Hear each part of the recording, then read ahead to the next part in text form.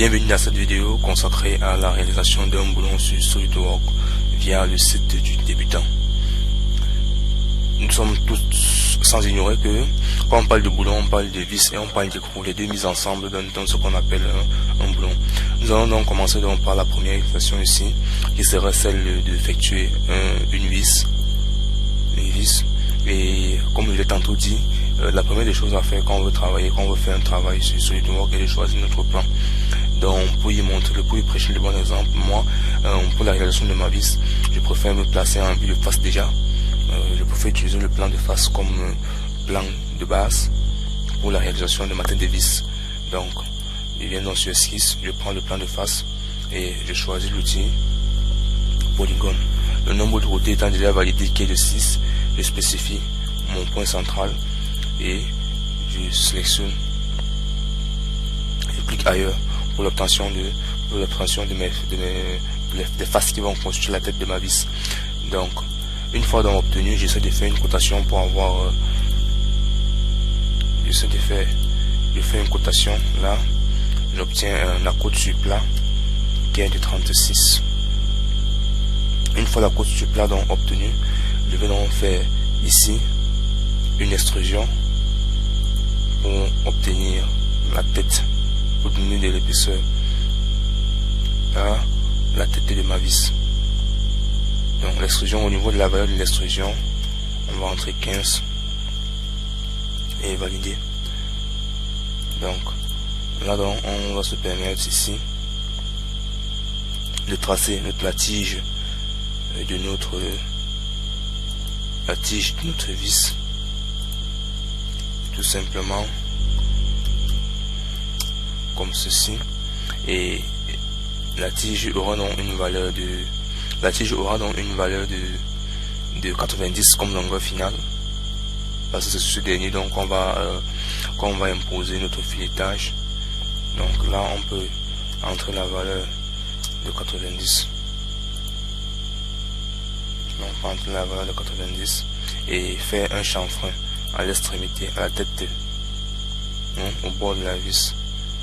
Ici on veut donc un élément, un chanfrein d'une valeur de 2 sera largement suffisant. Et là aussi on peut réaliser un congé. Ça sont des aspects qui permettent juste d'embellir la pièce. Un congé de 2 de rayon sera bon. Un autre aspect qui va nous permettre d'embellir la tête de notre vis pour qu'elle soit plus réaliste est celle qui nous permettra ici, à l'aide de l'enlèvement de matière, de mettre de faire venir cette sorte de pan, cette sorte de congé que nous avons au niveau de la tête de la vis. Ça ne peut s'obtenir, ça s'obtient ici sur SolidWorks avec l'enlèvement de matière. Mais l'enlèvement de matière pas comme les autres, tout simplement parce qu'ici on sera obligé de faire entrer en jeu la dépouille, l'angle et basculer vers le côté. Là on a ceci comme résultat. Là on voit que la tête de notre vis est plus réaliste. Une fois donc fait, on va essayer de tracer la trajectoire, parce que pour l'obtention du filetage de notre vis, c'est avec l'outil d'ellipse. Vous savez l'outil d'ellipse, l'ellipse que nous allons pouvoir réaliser cela. Et sur SolidWorks donc, pour que notre hélice ou le spi soit donc utilisé, il nous faut au préalable un cercle. Donc là je vais essayer de définir. Là je vais définir mon cercle. Je vais donner mon cercle. Donc j'utilise cette face comme face de mise en plan et je viens cliquer sur ce cercle-ci et je le convertis tout simplement l'entité. L'action fait ici consiste à faire quoi? L'action fait ici consiste à porter l'entité convertie sur ce truc-ci, sur ce truc-ci, ici, et le déposer sur la face qui a été sélectionnée. Donc Une fois donc cela fait, comme nous pouvons le voir ici, une fois donc cela fait, je viens donc en fonction et là je prends mon ellipse. Là l'ellipse ici nous permettra d'obtenir le filetage. Peut-être je l'avais dit. Ici donc moi je vais caractériser mon pas de filetage, serait caractérisé par le pas et la distance, la longueur du filetage. Donc pour ce faire, je viens là, je prends pas et hauteur. Ici la hauteur à 54, le pas, je vais mettre le pas à 3. Le pas qui est bien évidemment la distance, le pas qui est bien évidemment la distance entre 2 sommets consécutifs. Donc à ce niveau, c'est donc je vais me placer en vue de droite pour essayer de reproduire le profil de mon filetage. Parce que comme profil de filetage, nous pouvons bien voir, on a 3 types de profils de filetage.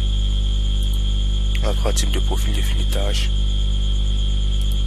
Et si on veut bien lister, nous nous rendrons compte que quand on parle de profil de filetage, on a, si on veut lister, nous nous rendons compte quand on parle de profil de filetage, on a les éléments, on a le filetage rond, le filetage trapézoïdal et le filetage triangulaire. Donc ici donc je veux prendre le trapézoïdal. Donc là je peux me permettre de faire un chanfrein. Là je vais réaliser un chanfrein. Je vais réaliser un bon chanfrein.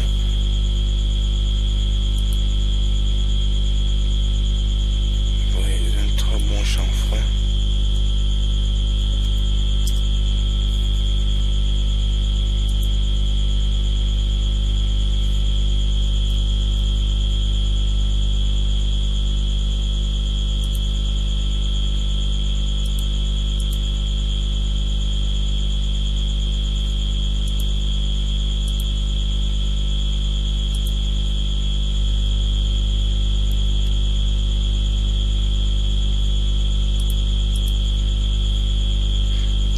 Je vais réaliser un chanfrein.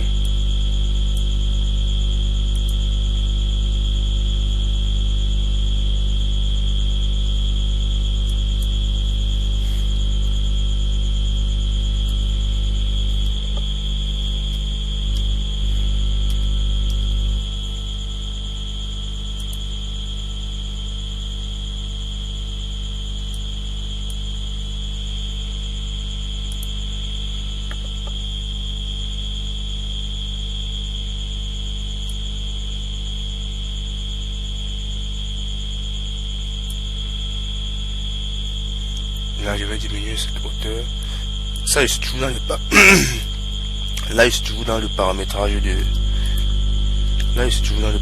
du profil de mon filetage. Là c'est toujours le paramétrage du profil de mon filetage.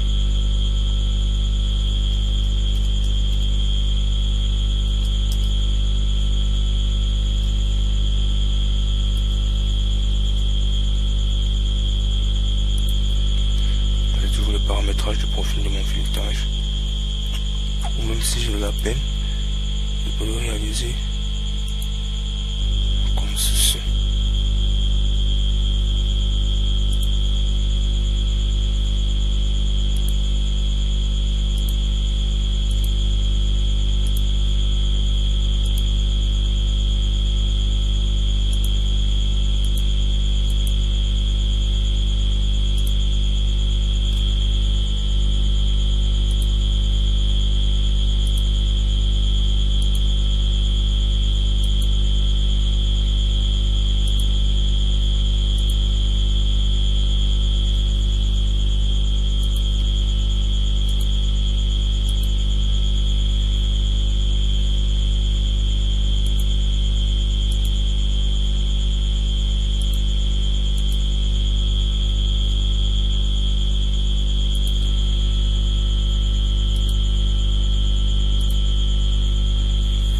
Dans le profil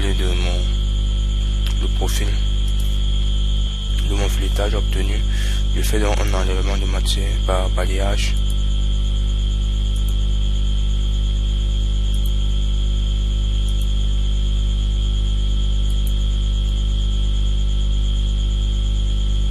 Je fais donc un enlèvement de matière par balayage. J'ai donc ceci.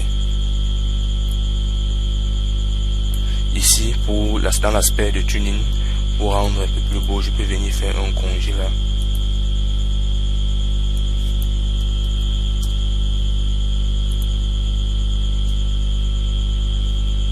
On fait un congé. Là.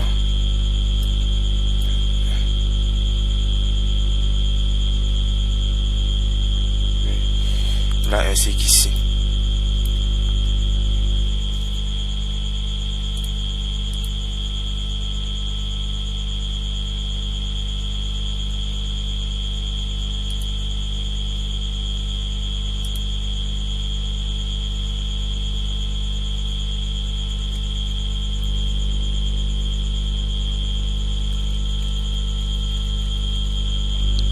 Voilà ce qu'on obtient comme élément en ce qui concerne notre vis.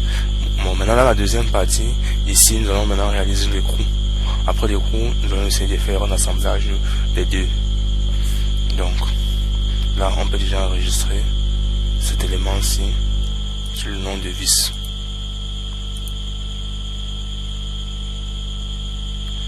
Une fois enregistré, là on va donc créer notre écrou. On va créer notre écrou. Aussi. J'ai dit le principe est le même. Le principe reste le même.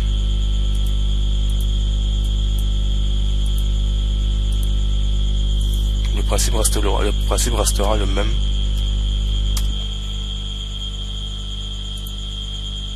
La seule différence c'est qu'au niveau de l'extrusion, nous allons plutôt utiliser le plan du milieu. Pourquoi utiliser même ce plan du milieu?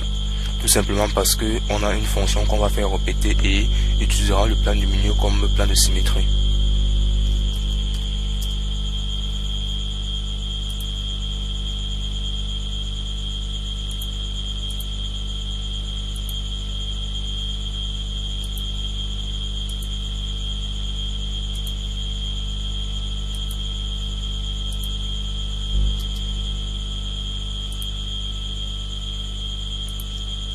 Après donc avoir créé l'esquisse qui nous permettent d'avoir le congé aux extrémités qui nous permettent d'arrondir les bords de notre écrou, on va donc faire l'enlèvement de matière par extrusion, tout simplement comme ceci.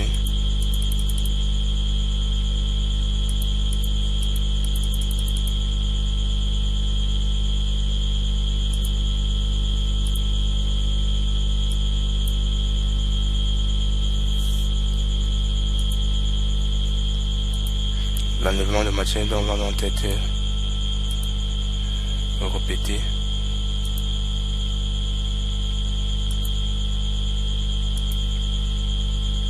On a donc ça.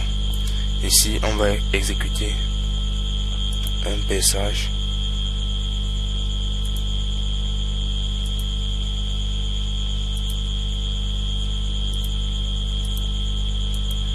En fonction, on va venir dans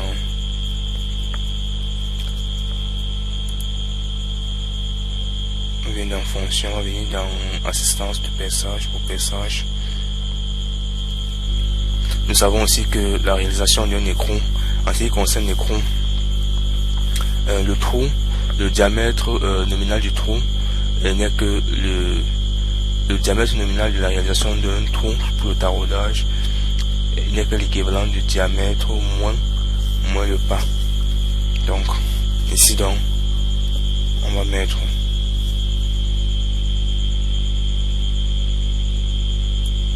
position, on va venir choisir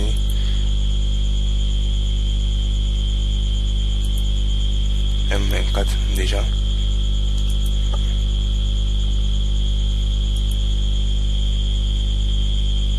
On va faire 21.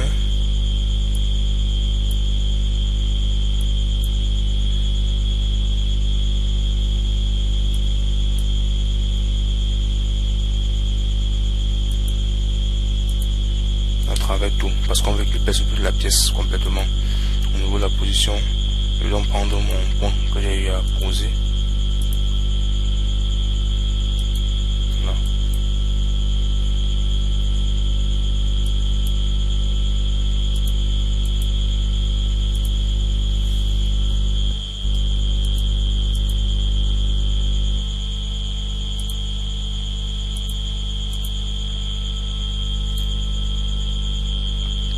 apparence comme élément de perçage. Bon, à ce niveau-ci, donc maintenant, pour réaliser les taraudages à l'intérieur de notre écran, on serait donc obligé d'utiliser les outils de combinaison. Mais les outils de combinaison ne peuvent être utilisés ici que si nous avons importé notre filetage. Là, c'est dans le cas où on va revoir le même pas. On oublie de faire une combinaison. Donc, à cet effet, je propose qu'on aille dans outils. On vient au niveau dans insertion, au niveau de fonction, et on va venir au niveau de insérer. On vient dans insertion, on vient choisir pièce. Pièce, on va prendre dans la vis, on va donc apporter ici. Là, on se place ma vue de droite et on dépose notre élément. Donc maintenant, on va donc ajouter une contrainte pour qu'il soit coaxial. La contrainte de coaxialité sera donc importante ici. Et on va sélectionner ça, on va sélectionner donc aussi ceci. On a ça. Donc, les deux éléments sont coaxiales. Maintenant, donc, on revient au niveau de insertion. On va donc venir au niveau de fonction. Sur fonction, on va venir sur combiner. Dans combiner, on va prendre soustraction. Soustraction, le corps principal ici sera dans l'écran parce que c'est l'élément qu'on veut conserver. Le corps à soustraire, on va donc prendre la vis. On va donc valider. Là, à l'intérieur de notre écran, on peut voir qu'on a le taraudage qui a été exécuté. Donc là, on va l'enregistrer sur écran.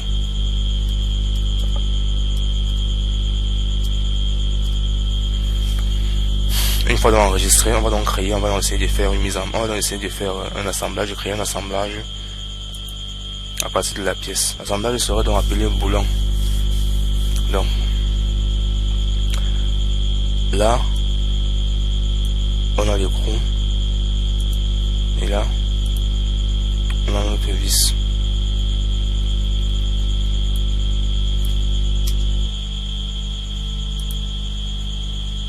Notre vis, on peut insérer notre composant qui est l'écran.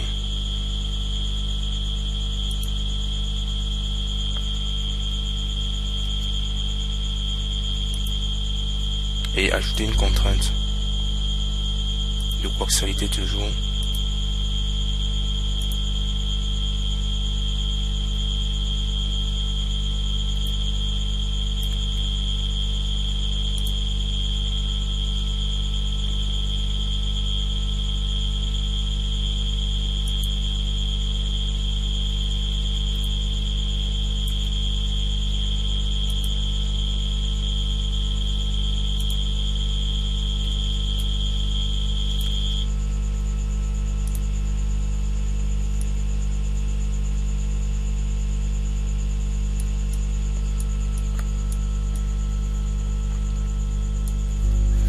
Là on constate donc on a notre pièce déjà faite avec on a notre boulon complet déjà réalisé ici. Donc il ne manque plus il va manquer qu'une seule chose, essayer de le simuler tout en enregistrant. Mais le but de la vidéo n'étant pas de faire la simulation ou de faire des assemblages, le but premier étant de faire le boulon. Je pense que là nous avons atteint notre objectif qui était de réaliser ce boulon avec les pas identiques au niveau de la vis et au niveau de l'écran. Là donc pour avoir un rendu un peu beaucoup plus confortable, pour ça on va obtenir un rendu un peu plus confortable, on peut venir au niveau d'ici changer la scène de fond. On peut changer la scène de fond, on peut ajouter les matériaux pour avoir quelque chose de plus concret. Mais sinon, à plus dans une prochaine vidéo dans le site du débutant. Et merci.